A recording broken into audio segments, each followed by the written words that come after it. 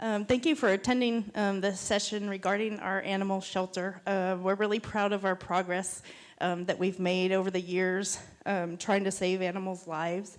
Put together this presentation just to kind of talk about the things that we did. And unfortunately, we weren't able to ever attend these conferences before this year. In fact, I didn't get to attend these past couple days because I've been at work. And so we kind of put the cart before the horse and just jumped in and started doing things. And then when we saw these courses, we realized we were kind of in alignment with what is being done. But of course, there's much more to learn, and it had been a really rough first year. I guess we started in 2012, around April, really pushing to raise our live outcome numbers. So about our shelter. There's our staff. We have two animal control officers, 5 kennel techs, 2 office admins, 1 community programs coordinator. That's Amanda. And she just started this past October, so we didn't even have her when we started doing this program. A part-time kennel tech, a manager, and the director. Our shelter, there's the size of our shelter. It's pretty sizable. And it's funny because doing research and trying to raise funds for, or raise awareness for our budget talks coming in October, we look at other shelters and we realize it's really not as bad as we thought it was, because you see shelters that have way smaller budgets. We always look at shelters that have way bigger budgets, and we're jealous, but you see shelters that struggle much more than we do as far as finances go and size. We're lucky to have 84 indoor-outdoor dog runs. We have a quarantine kennel. We do rabies quarantine for the state. Cat intake room, isolation, a very small spot to keep ill cats until they can get out for foster. We have our cattery, which is awesome. 3 rooms that are basically offer colony living for adoptable cats. That way they're not so stressed out being stuck in a small cage until they find their forever home.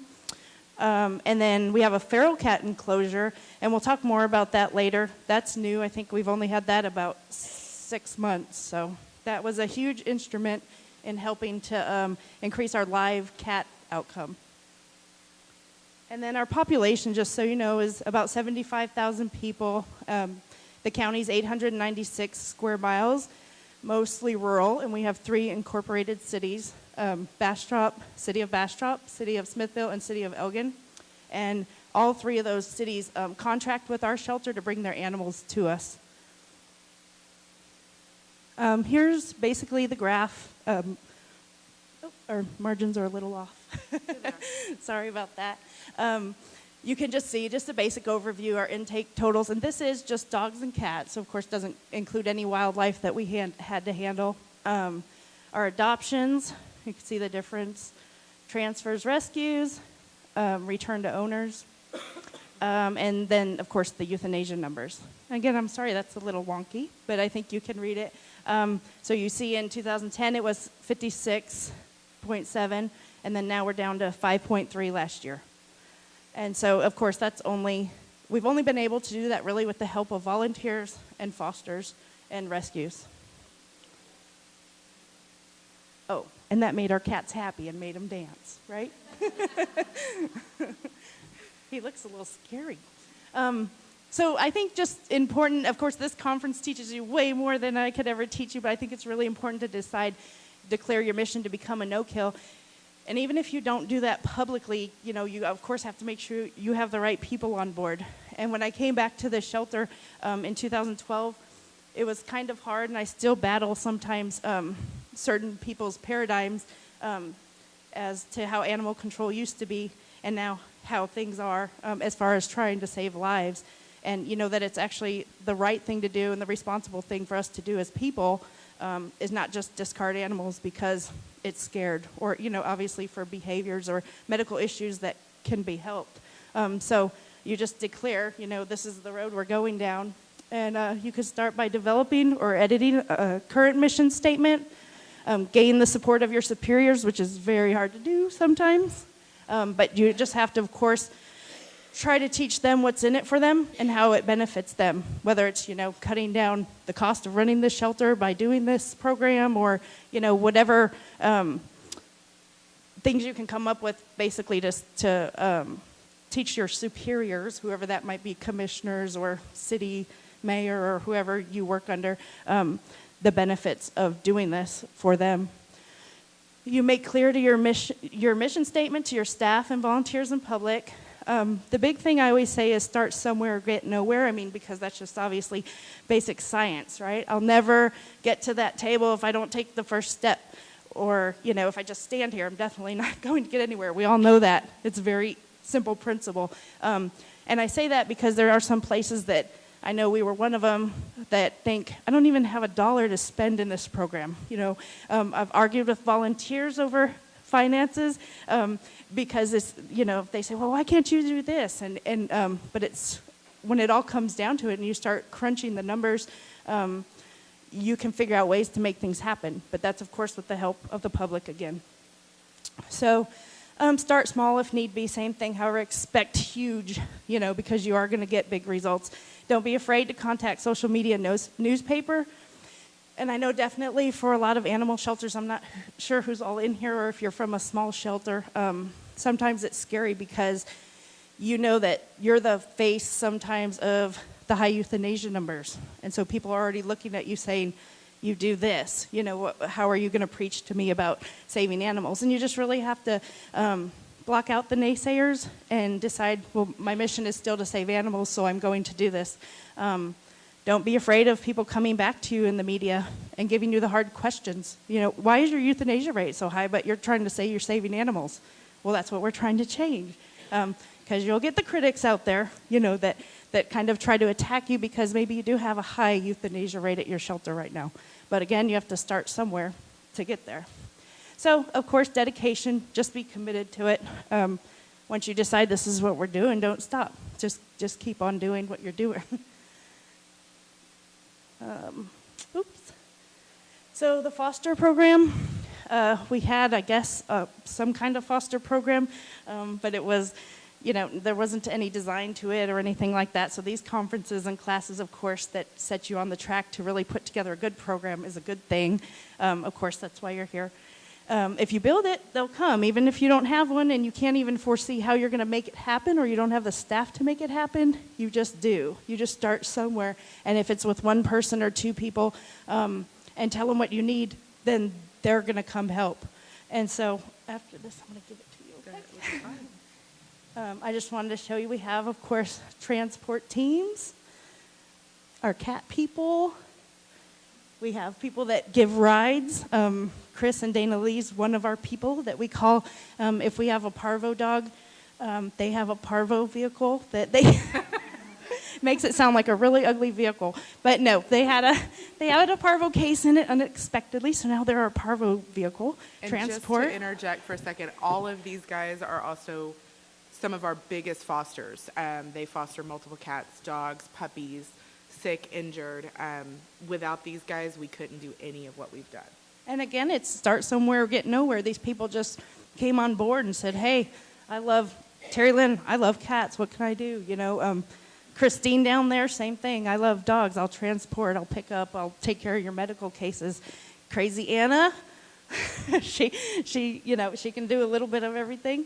There's Scotty doing transport, Debbie doing an offsite. She's a foster.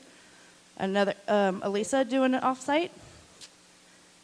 Mr. Hillman, loving his foster dog. And Kaylee and Puppy. That's actually my daughter with our new little addition. We started fostering her, but of course it's going to fail. And so this is the volunteer portion, and Amanda will just talk to that for a few minutes. So without our volunteers, you guys all know this, you can't do anything without your volunteers. These guys are the ones that take your photos. This is our photographer. She donates her services once a week to take pictures of all of our animals so that they have, instead of a sad kennel shot, they've got a beautiful picture of them happy out in the grass playing, which has really helped our adoptions go up. We have groups that organize our fundraisers. They raise money for the shelter that we can't possibly do. So they do it for us. They pay for buildings, they pay for medical, anything you can think of and that we need, these guys take care of it. Transport teams, arranging rides to wherever these guys need to go, whether it's the airport, across the state, across the country. We have volunteers that do that. Again, we couldn't do this without them. We put out, this winter, one of our heaters went down in one of our biggest kennels. This is a kennel where all of our new intakes are, our puppies. It was cold. We put a plea out on Facebook. Within an hour, we had a volunteer heating and air conditioning guy there fixing our heaters. And he had them fixed within a few hours. That's my kiddo. He has a way with scared dogs. And so he goes to the shelter with me and lets them sit in their lap and hang out. You know, all these guys are just part of a huge team. And without them, our numbers would be what they were 4 years ago. Dog walkers, super, super important. Let me go back here. We have our people that come in and visit with the cats. These cats are so stressed in a shelter environment. Just sitting with them and cuddling with them, giving them a little love, makes all the difference between a healthy cat and a sick cat. Our dog walkers, same thing. These guys keep these dogs from going crazy and being that dog that when people come in, they say, well, that's not an adoptable dog. I don't want that. These guys make it happen. And our bottle baby crew. We have a handful that when they come in, these guys hit the shelter and they feed them. One of them is actually sitting right here. They take care of them until we can get them to a foster that can do the rest of the work. Cute little Santa picture. And then our rescue groups. We can't do anything without our rescue groups. These guys, we don't have a lot of foot traffic in Bastrop. I don't know about any of y'all's shelters. We don't get foot traffic. It's hit and miss. So we completely depend on our volunteers, rescues, and fosters. The rescues are probably our biggest part of getting animals out alive. You guys save our bacon on a regular basis, and we appreciate you more than you could ever know. One thing can I say about the rescue? Yep. When I started, I think I'm loud enough. When I started, I've worked at the Bastrop shelter since 2003 on and off, and I worked through different administrations and directors and whatnot. And there's been some discussion about they wanted to save cute animals to be available for adoption in Bastrop to our tax-paying citizens. They felt like they owed it to them. Of course, you don't know when those tax-paying citizens are going to come in to take the animals. So we'd get bogged down and not have any kennel room. And that's one of the big things about utilizing the rescue groups. We don't care how cute it is or what it looks like or anything else. You know, we try to send whatever we can. What we're seeing is we have open kennel. We don't care that little tiny fluffy, we don't have that one to market anymore. Even if that leaves our kennel full of big black dogs and pit bulls, you know, we'll figure something out for them. The important thing for us was to just say we need an open kennel right now. So that was a huge thing for us because like I said, in the past before, I've been kind of my hands tied and they would tell us, no, we got to keep the cute puppies here. Well, you know, that's not good either. You want them out of the shelter environment as quick as possible so they don't get sick. So that's what I meant by utilizing your rescues is just utilize them. Don't, you know, first come, first serve. You might have a couple groups wanting the same dog and you'll have to figure out what to do in that situation, but just get them out in any way possible. It doesn't matter, you know, which they leave you with. That was what I wanted to say about rescue. I'm going to let you take over. Oh, no. Okay, so save the kitties. That I think that was the number one. And Amanda's going to talk a little bit about the breakdown of our numbers as far as like cats and dogs and how many. A couple years ago, we had no-kill numbers as far as dogs go, but the cats were the big issue. We just couldn't move cats quick enough. So when, I guess, Eileen, when did you start with the shelter? Sorry, put you on the spot. And we call her one of our cat people. And I mean, and they went through a lot of battles and whatnot, but, and sometimes it's hard. I mean, you have to have these meetings that get pretty serious and, you know, maybe they don't like what I have to tell them because I am the director and I have the county's budget to maintain and things like that, but we just keep working with them and find ways, to make things happen, and they persevere. You know, if they really want to be part of your program, they're going to stay and persevere. Eileen Hagg, who's sitting right here, I'm sorry, And Terry Lynn Bach, the one with the kitty ears, were the two major players in our game that changed the lives of the cats for Bastrop County. And Michael is Terry Lynn's son, sitting right there. He actually built the feral cat enclosure that we have now for our feral cats. Both of them are active activists for the cats in the community. They do TNR. They also Eileen has a full-time job, but aside from that, her other full-time job is TNR, and her other full-time job is finding homes for cats, and her other full-time job is fostering cats. Anyways, I can't say enough. They've been monumental in making the change, and that's just 2 people for our community. So that's what I'm saying. Start somewhere so you can get somewhere. You might have one person in the community that says, I love cats and want to make a change. And so you got to sit with them and decide how you're going to make those changes happen. Eileen and Terry Lynn opened up Bastrop Cats. That's their nonprofit rescue group. I think just this past year it came to life. And they also started our barn cat program. And so between all of us, we try to get a few fixed, spayed or neutered at the shelter every week. But they also do massive transports to Emancipet and AHS and other places to get animals spayed and neutered. I think last year alone, Terry Lynn told me they spayed and neutered just about 1,000 community cats. Does that sound right? By themselves, just 2 people. That's all you need. And of course, we're looking to recruit more because we don't want them to just drop over dead in our mission. And they're tired. But we're going to work on that this year, is recruiting more people to help with these missions that certain people have already put into place. So obviously with them fixing 1,000 cats out in the community, they're already helping the shelter bypass kittens from coming in the first place. So the barn cat program worked out really well for us, especially this year, because in light of those 2011 Bastrop fires, people this year, for some reason, we're seeing a huge increase in mice because there's obviously not as much wildlife around to control the rodent population and things like that. So it really worked out to our advantage, actually, for me to sell that program to our commissioners, because we had people asking for barn cats to control their mice population. So again, it never seems like we have enough barn homes, but we have placed quite a few cats in people's barns to help with the mouse population. And so they put this really cute flyer together, to educate people and tell them, this is why a barn cat's a good thing. And I think that's about it. Like I said, I just wanted to mention our feral cat enclosure was just thrown together with some zip ties and duct tape and baling wire.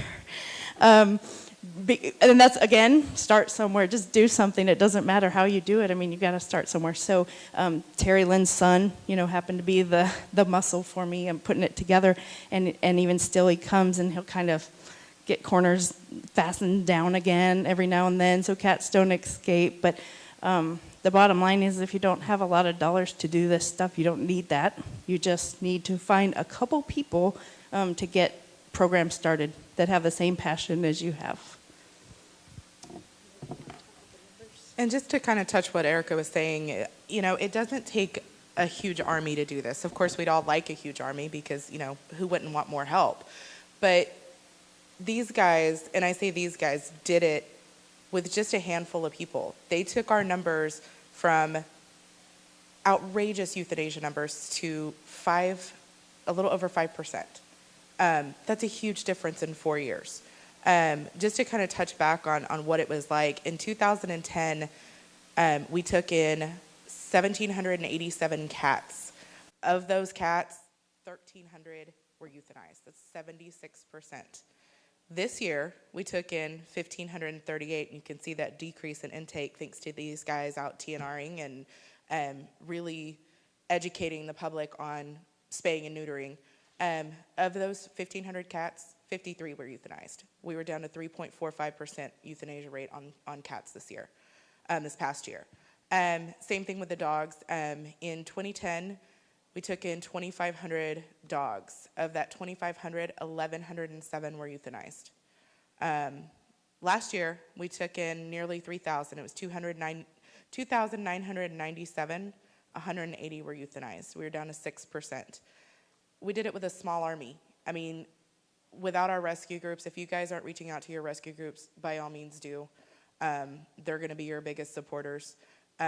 Reach out to the public. Whether you're a rescue shelter, you've got to have fosters. We couldn't do any of this without fosters, because sometimes these guys just foster long enough for a rescue spot to open up.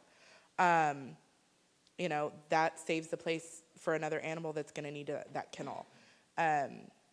Your public is going to be what pulls you through and helps to continue our mission of staying no kill. And we're hoping to just march on and keep dropping our numbers. It's doable.